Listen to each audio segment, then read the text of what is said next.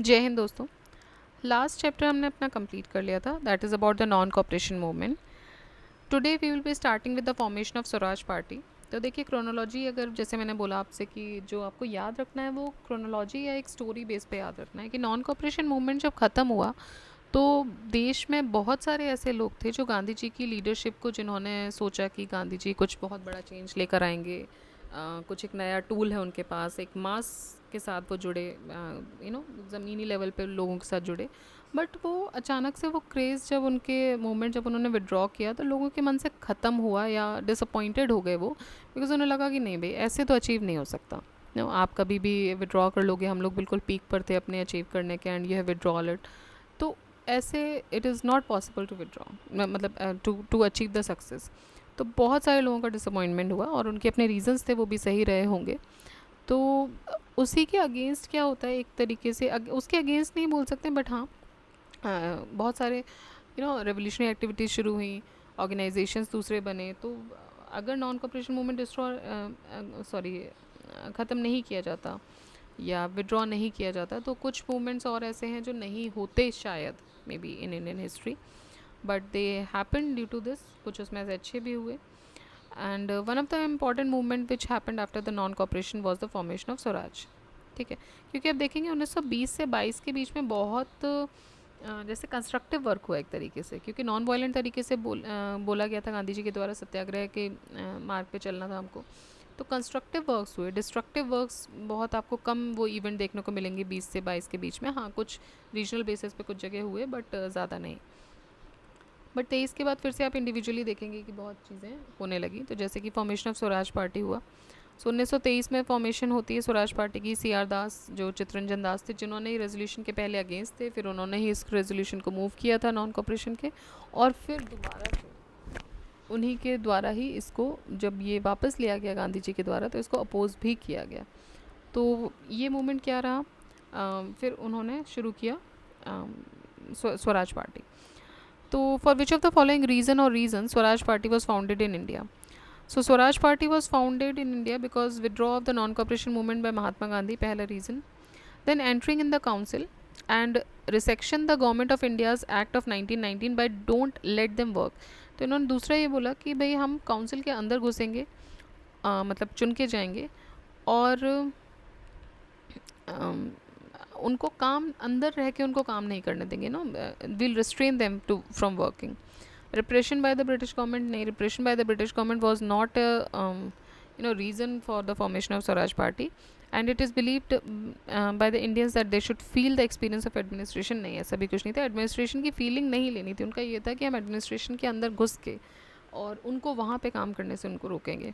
ठीक है, तो आंसर इसका हो जाएगा बी 1 and 2। लेजिस्लेटिव असेंबलीज जो कि सेंट्रल और प्रोविंशियल लेवल्स पे थी, जो establish by British government of India act 1919, they were boycotted and by the Congress on the directions of Gandhiji, and it did not contest the elections of 1920. An atmosphere of hopelessness was created with the withdrawal of non-cooperation movement and the arrest of Gandhiji. Suspension of non-cooperation movement led to a split within the Congress in the Gaya session of Congress in 1922 December. Leaders जैसे कि मोतीलाल नेहरू, चित्तरंजन दास, इन्होंने एक separate group बनाया कांग्रेस के साथ मिलकर, which is known as the Swaraj party, on January 1923. Swarajist wanted to contest the council elections and wreck the government from within. तो अंदर से तोड़ना चाहते थे गवर्नमेंट को। और इलेक्शंस जो हुए लेजिस्लेटिव काउंसिल्स के, they were held in November 23। Swaraj party did several significant things in legislative council. इन्होंने एक रिस्पॉन्सिबल गवर्नमेंट डिमांड की in India with in the necessary changes in the government of India act 1919। Who among the following resign from the presidency of Congress for making Swaraj party. तो ये थे सी R दास। तो सी R Das ji ने Congress party से resign दिया, जिससे कि वो स्वराज पार्टी को इस्टेब्लिश कर पाए। Swaraj party was formed after the failure of, तो it was formed after the failure of non cooperation movement. Again same question ही है, किसने बनाई थी? सी आर दास और मोतीलाल नेहरू जी ने बनाई थी। Again same question, C R Das, Motilal Nehru. Again same question, C R Das, Motilal Nehru. Who among the following were associated with the formation of Swaraj Party? So C R Das and Motilal Nehru, ये लोग उस समय इस पार्टी के लीडर नहीं थे, बहुत एक्टिव पॉलिटिक्स में नहीं थे। What was the name of the party formed by Motilal Nehru and C.R. Das in 1923? Swaraj Party. Motilal Nehru was the leader of Swaraj Party. Who of the following was not in the party? तो इनमें से सी राजगोपालाचारी इस party में नहीं थे, बाकी चितरंजन दास और मोतीलाल नेहरू ने तो मिलकर बनाई ही थी. इसके अलावा श्रीनिवास अय्यर, विठल भाई पटेल भी इसमें थे. So Rajagopalachari was not a member of the party. After the non cooperation movement Congress divide हुई दो ग्रुप्स में, प्रो चेंजर्स और नो चेंजर्स में.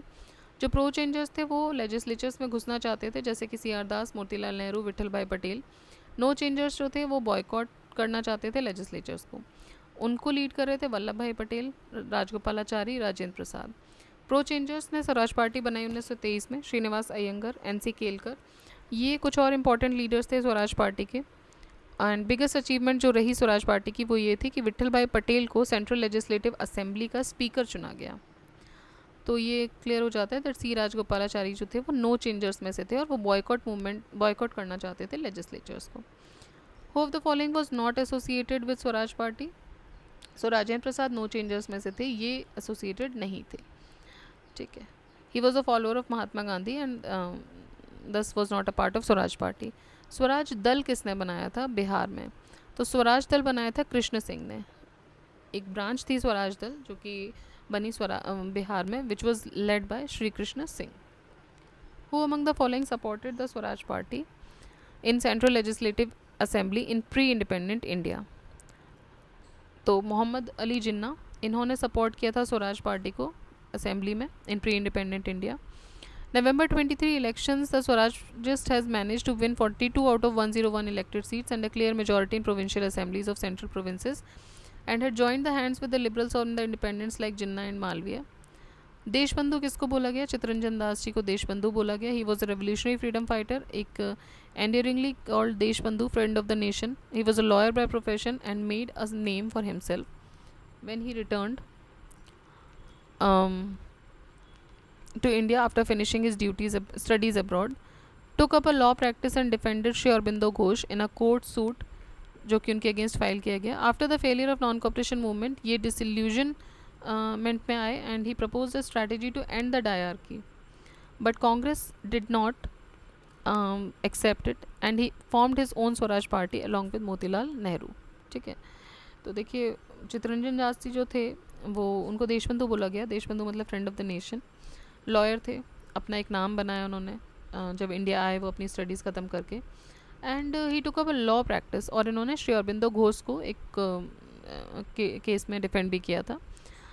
नॉन कॉपरेशन के फेलियर के बाद ही प्रपोज टू स्ट्रेटजी कि भाई डायर की ख़त्म होनी चाहिए, बट कांग्रेस इस फेवर में थी नहीं. ठीक है कि डायर की ख़त्म हो. सो इन्होंने फिर अपनी एक पार्टी बनाई अपने एक एजेंडाज़ के साथ और मोतीलाल नेहरू के साथ मिलकर इन्होंने पार्टी स्टार्ट की. Swaraj should be common for people and not only for the classes. ये किसने बोला था? ये बोला था सी आर दास ने कि स्वराज जो है वो कॉमन पीपल के लिए होना चाहिए, क्लासेस के लिए नहीं. So he wanted Swaraj for masses not for the classes. To him Swaraj is the government by the people and for the people. When Congress leaders condemned the Montagu-Chelmsford report, many moderates left the party to form the Indian Liberal Federation. Okay.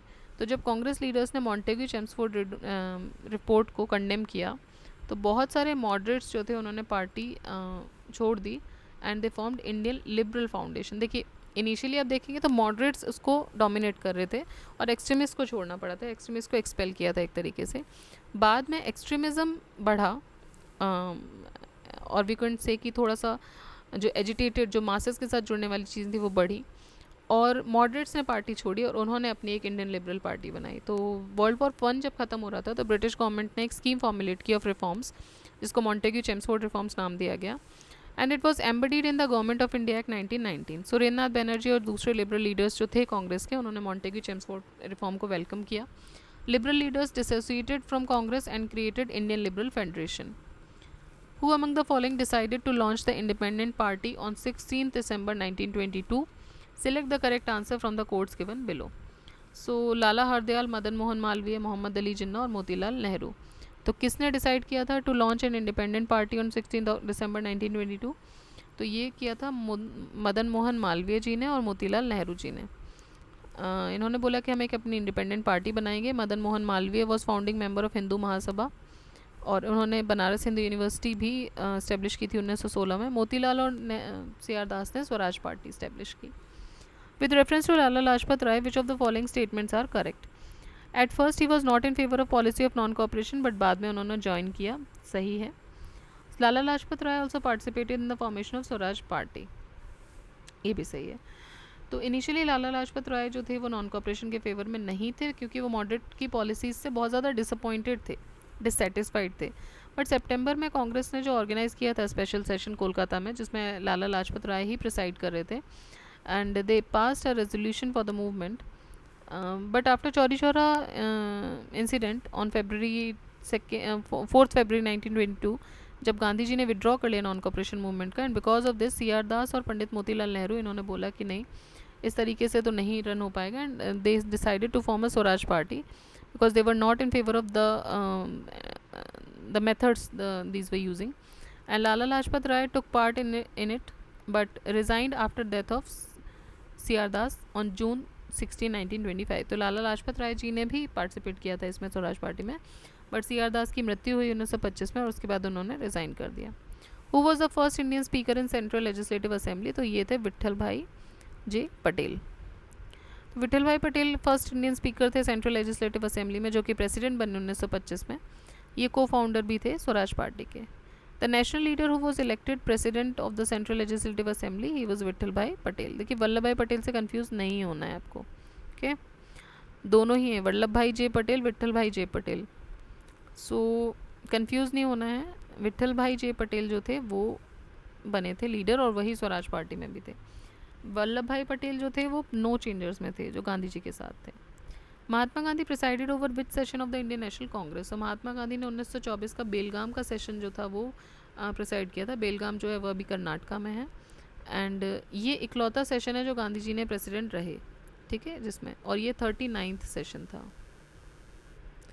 Who among the following was president of the Central Legislative Assembly in August 1925? He was Vitthal भाई पटेल। तो 1925 अगस्त में चुने जाते हैं। को founder भी थे ये स्वराज पार्टी के। So these were the questions related to Swaraj Party. The next chapter we will be discussing is about Simon Commission. So Simon Commission came to India on 3 February 1928। Although इसको बनाया गया था 1927 में नवंबर में, बट इंडिया आते आते time लगा। तो इंडिया में कब आया? इंडिया में 1928 में आया, बनाया गया था 1927 में। तो बाकी क्वेश्चंस हम इसके देखेंगे नेक्स्ट चैप्टर में। Till then you keep revising, keep studying. जय हिंद, जय भारत।